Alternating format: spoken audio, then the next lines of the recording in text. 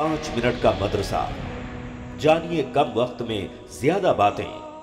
अस्सलामु अलैकुम वरहमतुल्लाहि वबरकातुहू। भाइयों और बहनों, आप तमाम का इस्तकबाल है हमारे प्रोग्राम 5 मिनट के मदरसे में। हमारा आज का पहला मौजू है कुरान। अल्लाह ताला ने फरमाया, वल्लज़ीना ला यदऊना मअल्लाहि इलाहन आखर वला यक़्तुलुन नफ्सल्लती हर्रमल्लाहु इल्ला बिलहक़ वला यज़नून वमन यफ़अल ज़ालिका यल्क़ा असामा। और अल्लाह के साथ किसी दूसरे माबूद को नहीं पुकारते और किसी ऐसे शख्स को जिसे हक़ कत्ल करना अल्लाह ताला ने मना कर दिया हो, वो बजुज़ हक़ के किसी को कत्ल नहीं करते, ना वो ज़िना करते हैं, और जो कोई ये काम करे वो अपने ऊपर सख्त वबाल लाएगा। ये आयत भी मुझे और आपको इबादुर रहमान के ताल्लुक़ से बताती है कि अल्लाह के सच्चे बंदे कौन हैं, अल्लाह के मोमिन बंदे कौन हैं। अल्लाह ताला ने एक सिफत ये बयान की कि वो लोग किसी भी मासूम को कत्ल नहीं करते। आज देखिए किस तरह से इस्लाम के नाम पर लोग वावेला मचा रहे हैं कि ये लोग जो है दहशत गर्दी की तालीम देते हैं, फ़लाँ करते हैं, फ़लाँ करते हैं। ख़ुद अल्लाह रब्बुल आलमीन ने इस बात को हराम करार दे दिया और कहा कि अगर वो नाहक किसी को कत्ल करता है, किसी मज़लूम को कत्ल करता है, किसी भी मासूम को कत्ल करता है, तो गोया वो इबादुर रहमान में से नहीं है, वो अल्लाह के बंदों में से नहीं है, वो अल्लाह के सच्चे बंदों में से नहीं है। लिहाजा अल्लाह रब्बुल आलमीन ने हराम करार दे दिया। उसकी एक सिफत ये बताई कि वो किसी भी मासूम को कत्ल नहीं करता, किसी भी मासूम जान को नुकसान नहीं पहुँचाता, और शरीयत ने सिरे से मना कर दिया है कि आप किसी को भी इस तरह से कत्ल नहीं कर सकते हो। आप देखें जगह जगह आपको कुरान मजीद में और ख़ुद अल्लाह के नबी सल्लल्लाहु अलैहि वसल्लम की अहादीस में इसकी हुर्मत मिल जाएगी।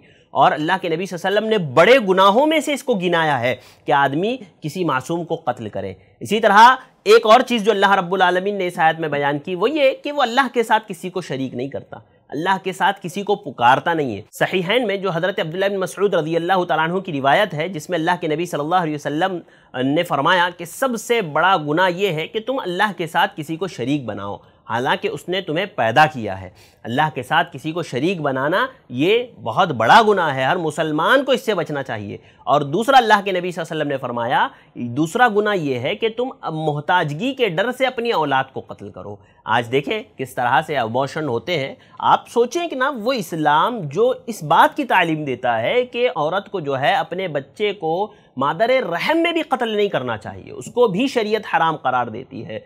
इतनी रहमत, इतनी जो है शफ़क़त शरीयत इस्लामिया ने लोगों पर बताया है। इसी तरह इंसानी जान की इतनी बड़ी कद्र व कीमत बताई है कि एक छोटा सा बच्चा जो अभी पैदा भी नहीं हुआ, वो मादर रहम में है, ऐसे बच्चे को भी कत्ल आप नहीं कर सकते, उससे भी शरीयत ने हमें मना किया है और उसे बड़े गुनाहों में शुमार किया है। अज़ीज़ भाइयों दोस्तों, इस गुनाह से बचिए, इस गुनाह से बचिए। हमारे यहाँ ये गुनाह माशरे में आम हो चुका है और लोग इसको गुनाह नहीं समझते कि हामिला है और हमल गिरा दें, हमल को साक़ित कर दें। याद रखें ये भी कत्ल है और यकीनन इसके ताल्लुक़ से भी कल क़यामत के दिन पूछा जाएगा। अल्लाह रब्बुल आलमीन का बिअय्यि ज़ंबिन क़ुतिलत, वो बच्चे जिनको ज़िंदा दरगोर कर दिया गया, जिनको कत्ल कर दिया गया, वो बच्चे पूछेंगे बिअय्यि ज़ंबिन क़ुतिलत, किस गुनाह की बुनियाद पर आपने हमें कत्ल किया। अल्लाह ने पैदा किया है, अगर अल्लाह रब्बुल आलमीन औलाद दे रहा है तो रिस्क भी उनका आपको पहुँचाएगा। रिस्क पहुँचाने की जिम्मेदारी अल्लाह रब्बुल आलमीन की है, बस हमारा काम है कोशिश करें।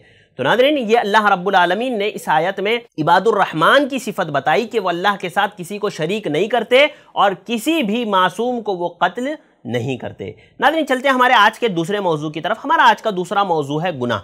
गुनाह में हम लोग बात कर रहे हैं हसद के ताल्लुक से, और मैंने आपको 2 अहादीस तकरीबन सुनाई हैं पिछले 2 एपिसोड्स में कि हसद करना ये कितनी बुरी बीमारी है, ये दीन को ख़त्म कर देती है, ये बेलज़्ज़त गुनाह है। और इसी तरह अल्लाह के नबी सल्लल्लाहु अलैहि वसल्लम ने इससे बचने का हुक्म दिया, फरमाया इय्याकुम वज़्ज़न फ़इन्न ज़न्न अकज़बुल हदीस। इस हदीस में भी कई चीज़ों से अल्लाह के नबी सल्लल्लाहु अलैहि वसल्लम ने बचने का हुक्म दिया है। वक्त नहीं है कि मैं सब बातें आपके सामने रखूं।